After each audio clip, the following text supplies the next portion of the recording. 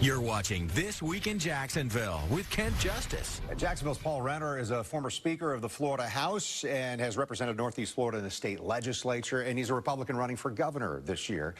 So he's joining us now, and you're launching your Affordability Now Tour. You did it in Jacksonville this week. What are the top, I guess, cost pressures that you're hearing from Floridians, and how did you address it in your new announcement? Well, overall, it's that costs are not, far exceeding people's income's ability to afford. That's true of taxes, insurance, electric bills, health care, groceries. There's things that we can affect, like taxes and insurance, through policy measures. And so today we announced a very bold, the boldest tax proposal of any of the candidates in the race, a $34 billion reduction, the biggest in Florida history, of property taxes that we pay for through some savings and also some alternative taxes that will shift things away from people who make their living and make their home in Florida towards people out-of-state private equity, out-of-state investors that are buying up over 100,000 single-family homes and turning those into rentals that are not available for people to afford a home here in Florida. And so it's a very balanced hybrid approach that is powerful. It means most people will not pay any property taxes on their homestead. It means we give relief to small businesses and to renters, where they'll save up to $1,500 a year on their rent. And so it's a very ambitious proposal. Again, it's done through a combination of savings, through a combination of some replacement alternative taxes, and also leaving some people on the tax rolls. If Mark Zuckerberg's building a $150 million house in Miami, he should pay some taxes. And so we don't cover everyone, but 95% of everyone listening would have zero taxes permanently. So one of the big questions, and this is more than a year since we heard Governor DeSantis saying, hey, in the next legislative session, we're going to get property tax relief, various plans.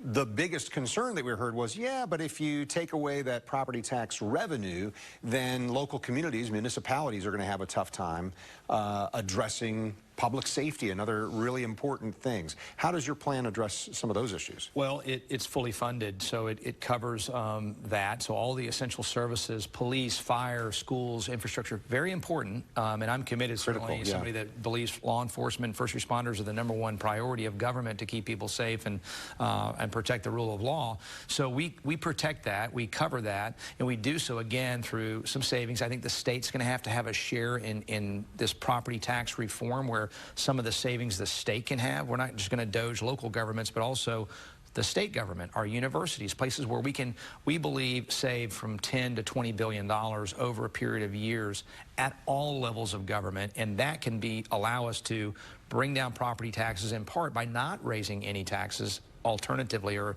in a separate area. But where we do, we say, look, people that are coming in and buying up large swaths of Florida don't live here. There's two problems with that. You buy a bunch of single-family homes, that the money goes back to another state. It never stays here in Florida to help drive our economy. And secondly, those rentals, those single-family rentals, are homes that Floridians can't buy to have their own American dream. And so that is also driving up the cost of housing. And so we could, by shifting things a little bit more in the ownership direction, we can see, I think, our first-time home buyers have the ability to buy homes. We're going to take care of our people on fixed income that are being driven out of the state of Florida because they can no longer afford all of the above, not just taxes, but insurance, et cetera. And so this is a bold, ambitious plan. Again, I'm the only one with a plan in this governor's race right now that's specific, but it's also the boldest plan of anybody that anyone's talked about so far, and we do it in a way that's responsible and covers essential services. You spent a couple of years of your time in the legislature as the Florida Speaker of the House there.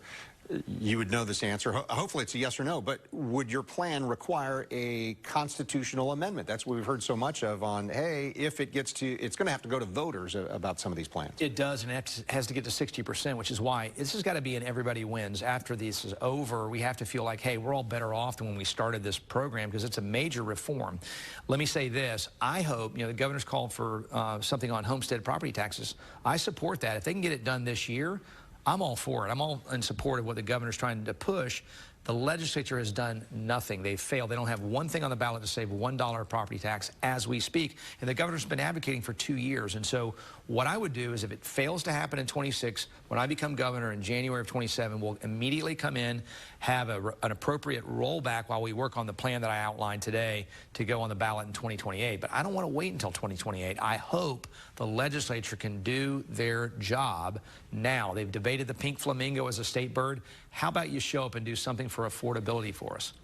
I know a couple of the topics, and maybe you can roll them into one here, but I know insurance rates remain a major driver of cost of living. Utilities, we're even hearing about that here at JEA in Jacksonville, saying, hey, maybe we need to increase rates. What are some of the things you can do to help on affordability for people here in Northeast Florida?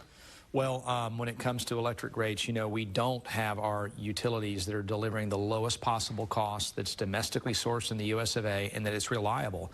The focus on all solar for new power generation is a higher cost per kilowatt hour. Remember, the utilities, unlike capitalism, they get paid not on delivering the best price to you, they get paid on how much they spend. So if they overspend on solar that is less effective and efficient, they get more. And that's all backwards. That's why we had one of the largest increases of electric rates in U.S. history, I believe. We're going to reset those priorities so that when you save, they make money. When you don't save and their prices go up, they don't. And with respect to insurance, there's things we can do from a regulatory standpoint, I believe, to bring down insurance immediately, 5 to 10%, property insurance. We can look at the property tax, the tax on our homestead insurance, on our homeowners insurance, okay. Repealing that either temporarily or permanently. That would be immediate relief for people to lower their bills. And then we can also lean in and continue to lean in on our home hardening programs that can bring down rates as much as $1,000 on average, is what they say. So I've got those three very tangible ideas to bring down property insurance in Florida, along with electric bills, along with property taxes. We'll do some more when it comes to health care, but really the solution on health care is get rid of Obamacare. And if you're in Congress and you haven't done it, why not?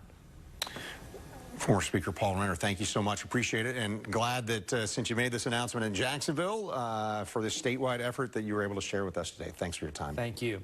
Thanks, Ken. Well, stay with us.